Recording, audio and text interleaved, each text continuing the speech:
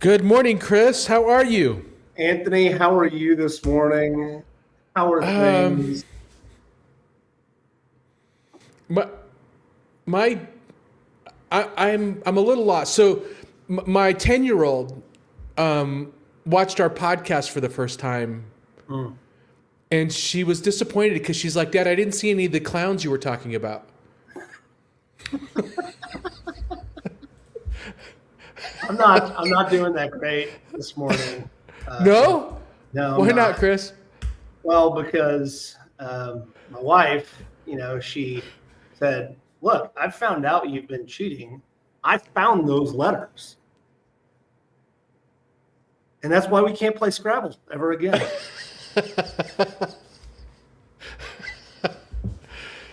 I knew it was gonna be. I knew it was gonna be lame, but I didn't know it was gonna be that lame. Chris, what are we talking about today, man? Why, Anthony, do mid-sized businesses have the best kept competitive secrets? Shocking stat. According to the National Center for Middle Market at Ohio State University, companies with 10 million to 1 billion in revenue generate 33% of the total U.S. private sector GDP, despite representing only 3% of the businesses. TaskRabbit's Leah Busk discovered this when scaling from startup to mid-market, the operational sweet spot where you're big enough for sophisticated systems, but small enough for rapid pivots. This leverage point became her competitive moat against both nimble startups and sluggish enterprises. Today, on How to Founder, we're talking about the mid-sized business, Anthony. I'm your host, Mr. Chris Franks. With me today, as always, on Tuesdays, Mr. Anthony Franco, looking good, looking spry. It is a chilly, rainy day here in It Denver. is. Yeah, so it's feeling like it's kind of fall in the air, right? Kind of exciting. So I think this is a good conversation because there's this thing that I've been thinking about, which is for startups, it's so hard to get margin, right? It's so hard to actually build a profitable business in the early stages, and oftentimes you don't. Oftentimes you build a unprofitable business to build a high growth business, and then you look at some of these gigantic companies, and their margins are tiny. They don't run good businesses. Somewhere in the middle, there are these incredibly good businesses with good margins that make a good profit, that make people happy, that presumably can make people wealthy, etc.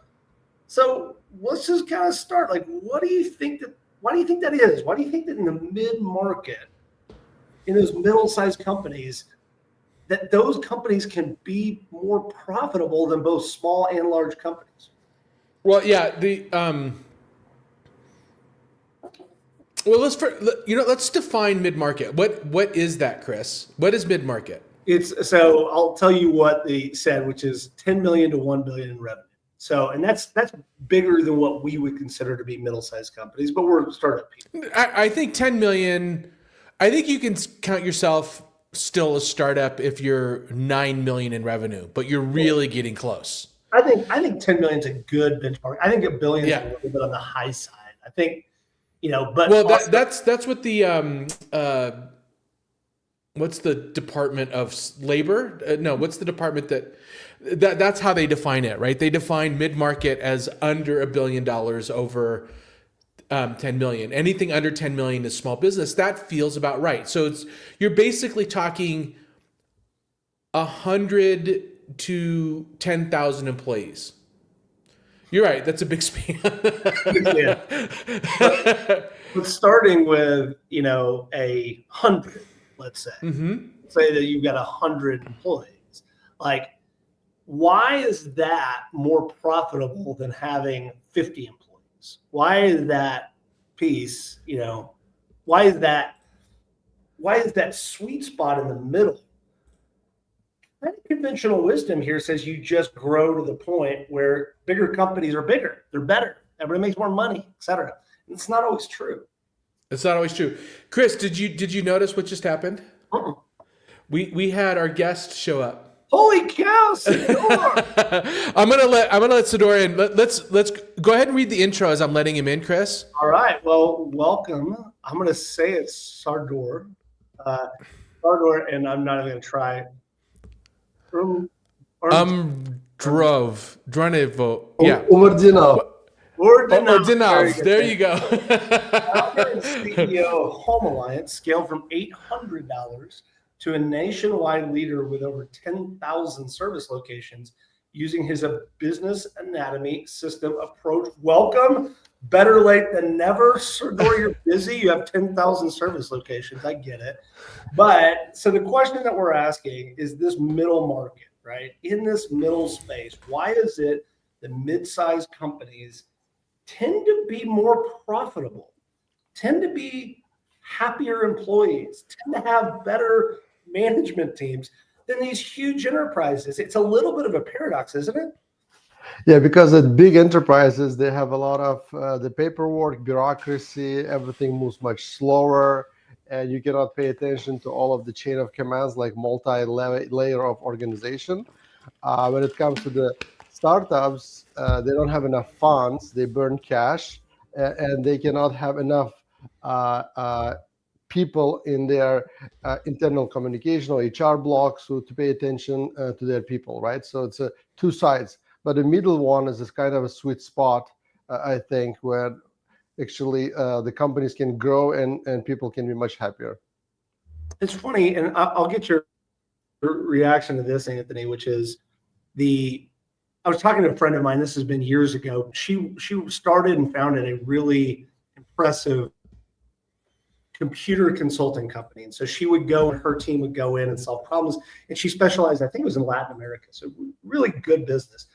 And she said, I got to like 35 employees and was making the most amount of money that I ever made in my life. And then I went to 50 employees and was making the same amount of money that I made back when I was a startup. It's like there's this weird inflection point around growth for growth's sake, and it actually sometimes can be worse for the founder. Anthony, did that happen to you guys when you were effective, or is that? Yeah. So we kind of we did a good job. I think Sardor's spot on. By the way, why mid-market companies do better.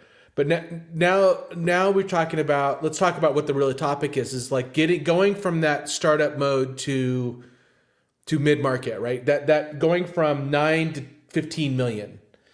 And a couple of things happen. One, there is a point where you realize you're not going to be able to float payroll personally, right? That's really small. And then you get to where you hopefully got to a point where you don't have to worry about payroll month to month. You worry about it quarter to quarter, and if you're doing really well, year to year. And then you get to a point where you have to make a decision. Is this going to be a lifestyle company, or are you going to try to grow it to the next level? And I don't know what causes people to decide they want to get it to the next level. There's so much heartache in that. There's so much heartache going from the small business to medium-sized business. And you really need to reflect, Chris, on your why. Like, why do you want to get to that next level? Scrappy can be fun. You can have work-life balance. And so you essentially, the reason why, in my experience, the reason why it becomes such a headache is because you're really introducing middle management. Right. The moment we talk about having HR handbooks is the moment that it's time to get it out, right? Yeah. Policies, but and you lose touch. You lose touch with the people that are doing the work. You separate yourself in order to scale. You're like, I need to scale myself. I need to bring people in that can do pieces of my job more effectively and across the organization and kind of specialize. And that makes things harder and more difficult and introduces a lot of anxiety from letting go. And It's expensive. And if you get that hire wrong, it's exceptionally painful. And I mean, let's be really frank, any other leader that you bring in, if you're doing a good job, they think they can do your job better than you because you've hired somebody that's really smart and capable. And so they're looking at you going, well, he doesn't know what the hell he's doing. And they're not wrong, right? They're not. So all of those things make it very, very stressful. All right. So Sardor, you had 10,000 service locations. So presumably you had middle management. You had like layers of middle management, probably. Like, painful? Was it okay? Was it easy? Was it hard? No. It's painful. Like in the beginning, I thought I'm gonna just bring the VP of operations. It's gonna solve all my problems. Actually, I end up losing half of my team because when you bring someone in, bingo. Yeah. When you bring someone in and you give all of the power and you actually move all your permissioning to the next person, and then that person doesn't end up working, then you want to get rid of them. Now the person actually takes half of your team because they already take the permissioning, right? So it's like, it was really painful. The first time I lost my entire half of my team because of that, because you empower wrong person or not wrong person. It was about me. I was not ready to give up, to let it go. So it was my first time when I was, because the organization was not built yet to delegate. And I thought someone was going to come and actually build it. And it was really painful. But now we actually know how to onboard. Like before, I thought it's going to take to onboard the person, a VP, it should take 1 year. Like slowly you're going to let it go. But now it's going to take us 1 month. Within 1 month, the person is already onboarded. This is, I think, what you just hit on is really some of the heart of the conversation, which is the skills it takes for you to build a company. And it's hard. It is exceptionally hard from 0 to 10 million, let's say. And $10 million is a ton of money. You've done great. You've gotten to $10 million, and suddenly you have to be a different person. You have to be a different manager. Yeah. The skills that brought you to 10 million are not going to be the skills that take you to 20 million or 30 million or 40, whatever. And I think it's maybe just worth asking the question, Anthony, what are the skills that you need? Like, how do you need to change as a founder to get there? Because I think what you're saying, Sardor, is like, and I get it. When we first do that, it's like, oh, this one hire will take care of everything. But then I don't empower that hire. And then I sort of micromanage stuff because that's how it got me to this point. And I can't ever get out of the way of those employees. I don't know. Maybe I'm answering for you, Anthony. What do you think? Yeah, I think you go from like early stage startup, you're a doer. Then you get into, once you get past 25 employees, you become a leader. And once you get past 50 employees, you have to change to a leader of leaders. And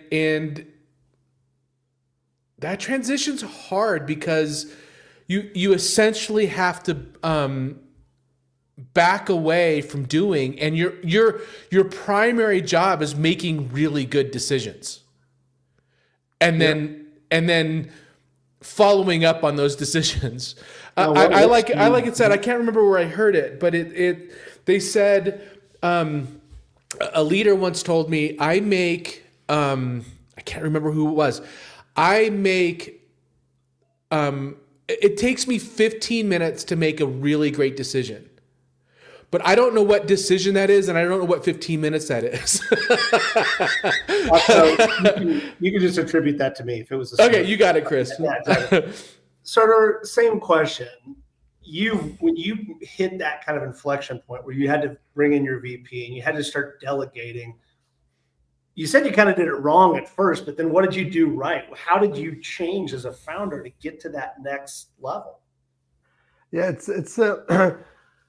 basically, look, in the beginning, as Anthony, you just mentioned, we kind of grow the company with creativity, right? Like, and the second stage, when you start actually delegating, we learned how to delegate. Now we're kind of a driver. Now we actually, like, instead of doing ourselves, now we want the first direct reports executing them, right? You kind of exit the line.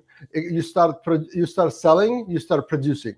You have other team who is doing the marketing and sales arms and the producing like fulfillment part. But now you're kind of leading the first one layer, the first like production layer.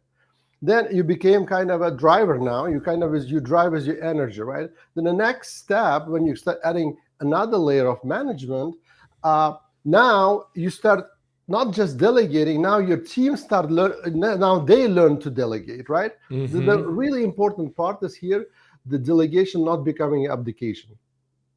Yeah. Like you need to also delegate by when, right? Like what do you want to accept? Like, because it's like when I was in the beginning, when I learned the delegation, then I started teaching the delegation, but I didn't teach the accountability because I was lacking accountability, right? Like I didn't know that what is accountability is by when. I started just basically throwing like, Anthony, do this, like Chris, do this. That's it. I forgot about, right? Yeah. Now, they were doing it because I would come back, but when they start learning, like now telling somebody else to do it, now that you add a next layer, now you start getting abdication, things stop getting it done because they forgot, right? So it's a really important part was over there to go to the next stage, which is now you are the builder. Now you build the scorecards. Now you build like accountability. Like, because when you bring another leader from VP or C-suite, they need to have a dashboard. Without dashboard, they won't.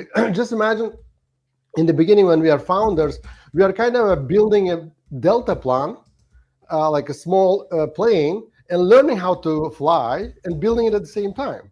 There are no dashboards. Everything is manual. You have one dashboard. It's cash. That's it. There's no other dashboard. It is your checking account balance, right? And then when you are bringing the VP or the C-suite, they're gonna be saying, okay, where is my dashboard? Like you're giving them a Boeing because they are Boeing plane captain, right? Now they need the crew. Now they need the dashboards. Now they need the strategy for 5 years, the whole plan. And you have to give them a fuel because they're not gonna be producing the fuel themselves. Right. So it's a kind of a different style of management. But let's just dig into that one layer deeper, which is because this is the thing I've struggled with this, Anthony. I know you have as well, which is if you're working in a VC-backed environment, what the VC and the board's going to tell you is to go get the dude that just came out of the big company, right? Like, so go hire the VP, like go hire the best person, give them equity, pay them a little bit more, and bring them in, bring that VP of operations, like you're saying, in, because it's going to solve every single problem. And you bring in that person and you realize they're freaking terrible. They're not terrible for you, or like they're not terrible people, and they succeeded in their previous environment. But in a startup where everything is changing and it's crazy and it's difficult, they struggle to adapt.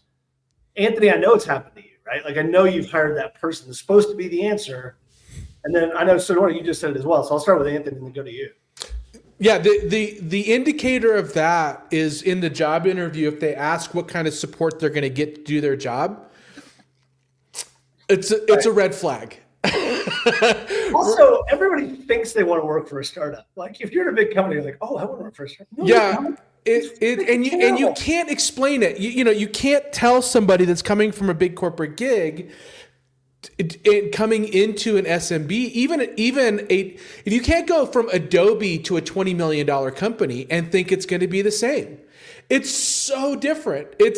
And you can try to explain it to them like you don't understand. You don't have support.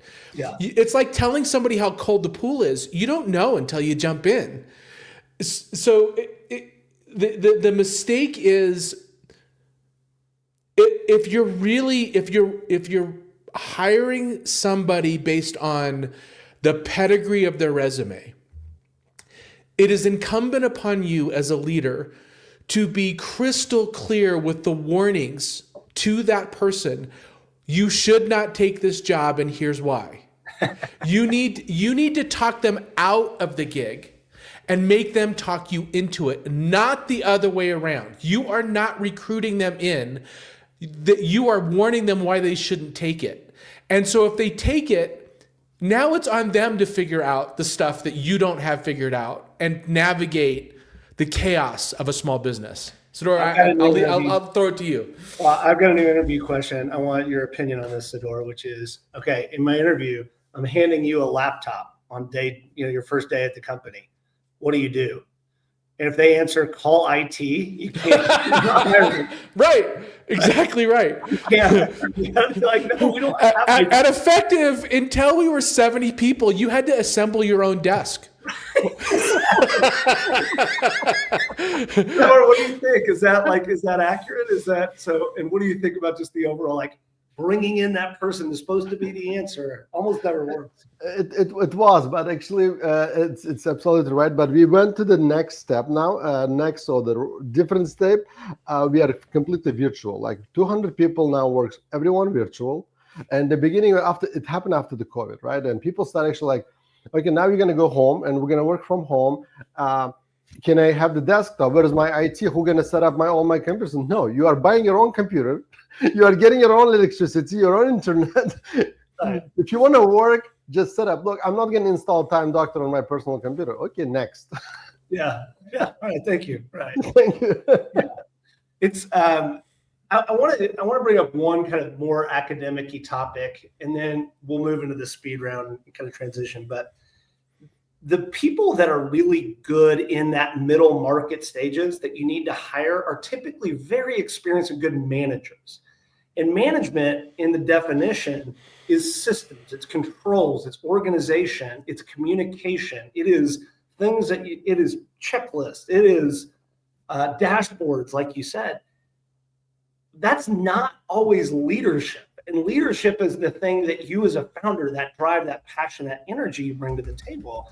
And so I'll go back to you, Fedor. Like, how did you become a better manager? Or did you just hire great managers underneath you? No. I think I have learned on my mistakes as well. And one of the greatest books is 5 Steps of Leadership by John Maxwell. It kind of teaches you the basics of how to actually delegate, the positioning, permissioning, development, people development, and the pinnacle, right? Like you have to kind of go through the stage. But when you are actually bringing a new person, everybody moves back to the positioning. Now, actually, like all the things you gain with your team, your permissioning, your development and people development, you are losing because now you are adding another layer of person because you are on positioning with the same person. Now your team is on positioning. The whole organization goes back to the positioning, right? So it's really important. If you can, it's the best thing you can do. Develop within, like. Empower your team, so let them go with you. But in order for them to go with you, they have to continuously develop themselves as well. They have to read the same books what you are reading. So you have to kind of be on the same page, because whenever you're bringing someone else, they're stranger for you, and they're going to be strangers for your team. Your whole organization kind of collapses when you bring that. And when it doesn't work out, now the person leaves, the whole organization falls apart. You just lose the whole silo. Like it's really risky playing that game of in and out. It strikes me as because I'm doing in one of the classes that I've taught in the past is we teach Tuckman stages of team formation, and it's kind of an old paradigm, but they say forming, norming, storming, performing. I think that's right. Forming, norming, and so. But one of the issues is that every time a team changes, you have to go through the same stages. You have to go back, recreate your agreements, understand, create those norms, go through the conflict that it takes, and then you can start performing. So I want to get to sort of the last question here before we get into the speed round. In this middle market, we started with this idea that it's actually a competitive advantage. If you're in this space, you can outcompete both your smaller competitors, the startups, and your bigger competitors. And we've touched a couple reasons on how you as a founder need to help get you there. But I just want to ask the question, why? Why is it, again, this area, this part of being this kind of medium-sized company, why is it such a powerful force in our overall GDP and market, et cetera? I'll start with you, Anthony, and then I'll go to you, Fedor. Well, I mean, it's really simple. You're big enough to be trustworthy, so that the deals that you land, a lot of companies, especially larger or enterprises, or even if you're going to consumers, if you have a startup vibe, there's a lot of risk in turning money over to you, just bluntly. And you can outmaneuver large monolithic companies that have their process and their MSAs and their systems that their customers are forced to conform to. So you have the advantage of being trustworthy and the advantage of being easy to work with. Big enough to matter, but still ability to pivot. Florian, agree, disagree? Yeah. I completely agree with Anthony. I think by that stage, you haven't forgot your DNA, what brought you here, but at the same time, you have enough resources to access actually the higher leadership who actually wants to be a part of something bigger. But over there, they have to wait or they have to climb over the heads in order to get to the next stage. Here, they can actually have much bigger impact and they can see their results. On a bigger organization, it's really hard to see your results, right? Like you won't be able to see because your result is a result of the entire organization. It takes years to see your own results. But in the smaller, like on mid-size, you can really bring your impact. And at the end, your happiness is seeing your own results. And your access to the higher team, the bigger, more professional team, when they come in, and they can actually like bring you and show you right away the good results, and they can see the results. There's something Sardor just connected for me as well.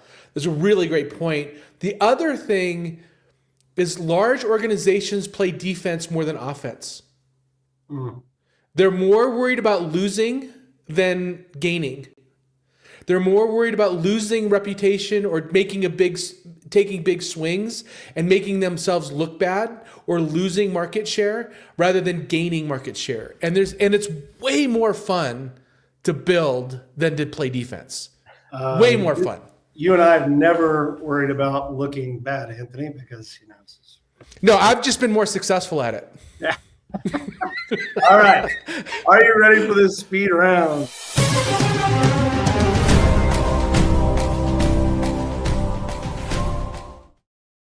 Sardor, I'm just going to ask you a series of questions. The first thing that pops into your head, just answer super quick.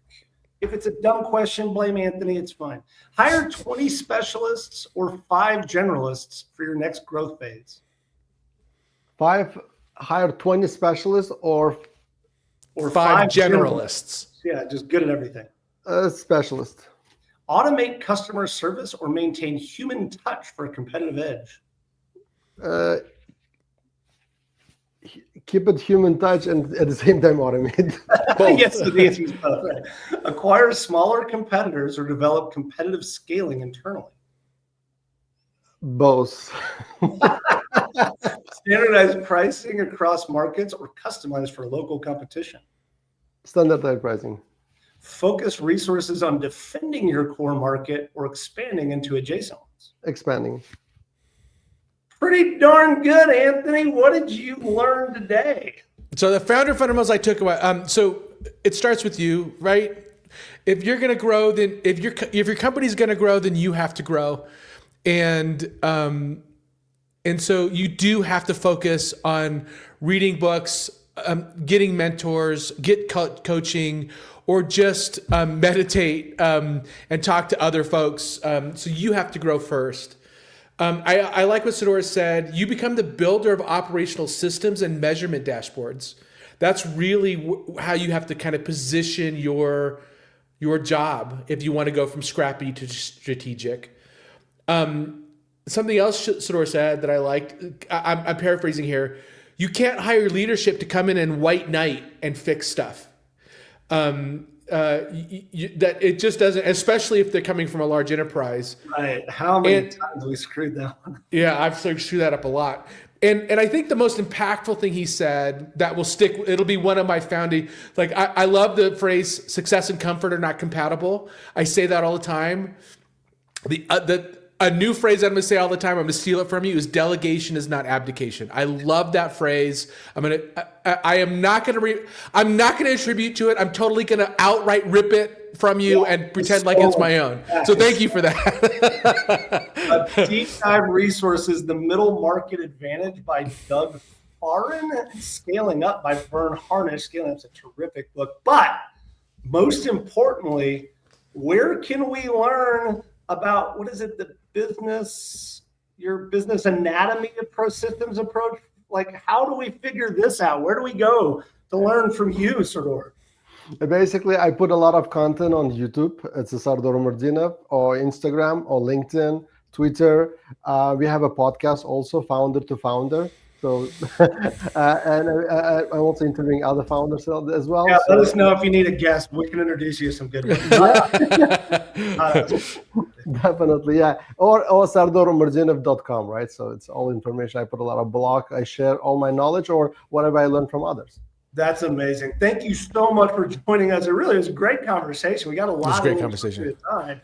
Anthony, get us out of here. Well, of course, sir, thank you for being here with us. Thank you, everybody, for listening and tuning in. Please be sure to visit us at howtofounder.com, where you can connect with us on LinkedIn and subscribe to our YouTube, Apple Podcasts, and Spotify channels. I haven't asked this for a bit, but I'm asking you now, if you can please leave us a review. If you love the episode, it's How to Founder. If you did not like the episode, it's Founder to Founder. So just just kidding. Everyone, to all the listeners, look, we believe that you're the pioneer of economic prosperity, and we're just really grateful to be there along the way with you. Thanks, everybody. Thanks, Sardor. Bye. Thank you, Anthony. Thanks, Chris.